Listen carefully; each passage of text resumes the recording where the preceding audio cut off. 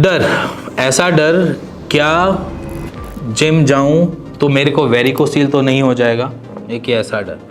तो ये जो डर है मेरे ख्याल से सही भी है और गलत भी है, क्योंकि अगर मैं बात करूं एक नॉर्मल जिसने अपनी फ़िज़िक को बनाना है, जिसने स्ट्रेंथ ट्रेनिंग करनी है, वो जाए तो क्या करे। अगर वो लीन है तो अगर गेनिंग के लिए जा रहा है तो वो क्या करे, और या फिर स्ट्रेंथ ट्रेनिंग के बाद उसको वेरिकोसील ना हो जाए, इस बात का डर।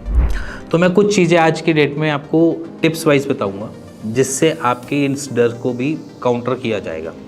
सबसे पहला पार्ट है, अगर आप जिम जा रहे हैं तो समझ लेना कि आपकी सबसे पहली रिक्वायरमेंट सपोर्टर है, सप्लीमेंट नहीं।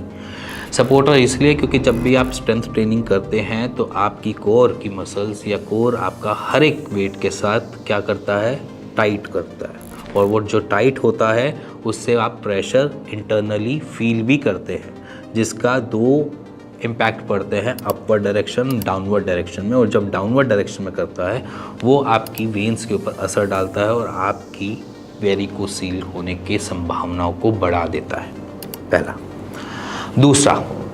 दूसरा जो है वो बेसिकली रीज़न ये होता है, जब हम कॉन्स्टिपेटेड होते हैं और हम स्ट्रेंथ ट्रेनिंग कर रहे हैं और वेट उठा रहे हैं तो हम अपनी स्क्रॉटम के पास वाली वेन्स के ऊपर डबल इम्पैक्ट डाल रहे हैं, एक तो कॉन्स्टिपेशन की वजह से, दूसरा स्ट्रेंथ ट्रेनिंग की वजह से।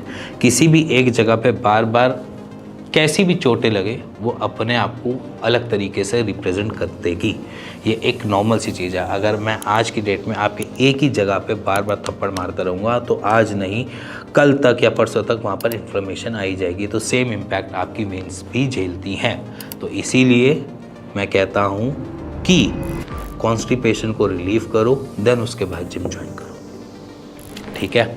अब पार्ट करते हैं थर्ड की, जहाँ पर जिम एक नॉर्मल सी चीज़ जगह है, जहाँ पर आप स्ट्रेंथ ट्रेनिंग करने जा रहे हो, वहाँ पर कोई भी लोहा तोड़ने या फिर ज़्यादा अपने आप को साबित करने के लिए नहीं जा रहे हो। स्ट्रेंथ ट्रेनिंग में आप अपनी एबिलिटी से अगर एक्सेसिव काम करते हो तो वो आपकी मसल पे और आपके सॉफ्ट पोर्शन, ग्रोइन एरिया पे भी इम्पैक्ट डाल सकता है।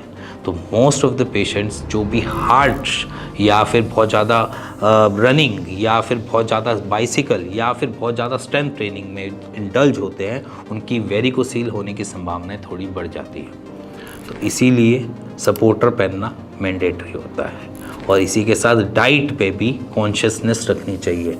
डाइट में बहुत सारे जो नॉर्मल नए स्ट्रेंथ ट्रेनिंग में इंडल्ज होने की कोशिश करते हैं, वो कहते हैं अभी हम गेनिंग पे हैं, तो गेनिंग में वो क्या करते हैं, छोले भटूरे खा रहे हैं, पिज़्ज़ा खा रहे हैं, बहुत सारी अलग अलग गंदी गंदी चीज़ें भी खा लेते हैं, बट वो अपनी डाइट के ऊपर ये नहीं असर डालते कि अगर मैं छोला भटूरा खा भी रहा हूँ तो भटूरा बना किससे हुआ है, मैदे से। मैदा क्या करेगा, कॉन्स्टिपेशन करेगा, और हर कॉन्स्टिपेशन मेरे को हो जाती है तो और उसके साथ स्ट्रेंथ ट्रेनिंग मेरी वेन्स के ऊपर अटैक करेगा और मेरे को वेरिकोसील बनाने की पूरी कोशिश करेगा।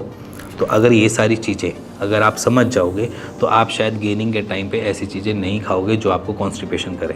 जैसे कि बहुत सारे पेशेंट्स ऐसे भी होते हैं कि इस मोमेंट पे वो चिकन वगैरह खाना बहुत ज़्यादा चालू कर देते हैं, मटन खाना चालू कर देते हैं। जो ये मटन चिकन अगर आपको कॉन्स्टिपेशन कर रहा है और नॉनवेज की वजह से आपको बहुत गट में इश्यूज़ आ रहे हैं, तो समझ लेना ये एक रॉन्ग डायरेक्शन है आपकी स्ट्रेंथ ट्रेनिंग की।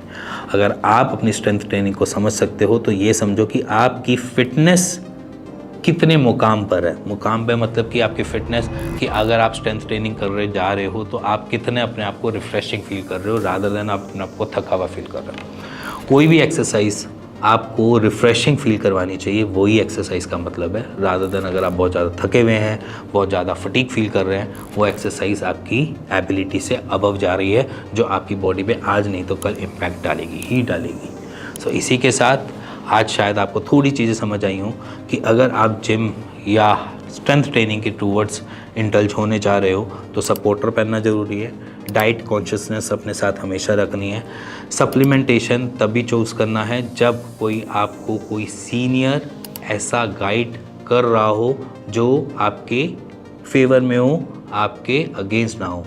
जैसे कि बहुत सारे हार्मोन थेरेपीज़ चला देते हैं, बहुत ज़्यादा स्टेरॉइडल आपको चीज़ें दे देते हैं, ऐसी जगहों पे इंडल्ज नहीं होना है, क्योंकि आपका शरीर आपका है, किसी और का नहीं। और आपके शरीर के अंदर जो भी जाना चाहिए वो आपकी सोच समझ से ही जाना चाहिए। इसी के साथ अगर आपको वीडियो थोड़ी अच्छी लगी हो, पसंद आई हो, तो प्लीज़ लाइक शेयर कर दीजिएगा। और अगर आप जिम ज्वाइन कर रहे हैं तो ये वीडियो उनके लिए ही है कि वेरिकोसिल से बचना है तो सपोर्टर पहनना है, डाइट कॉन्शियस रखनी है, कॉन्स्टिपेशन नहीं होने देनी। बस इसी के साथ good bye and stay tune this channel.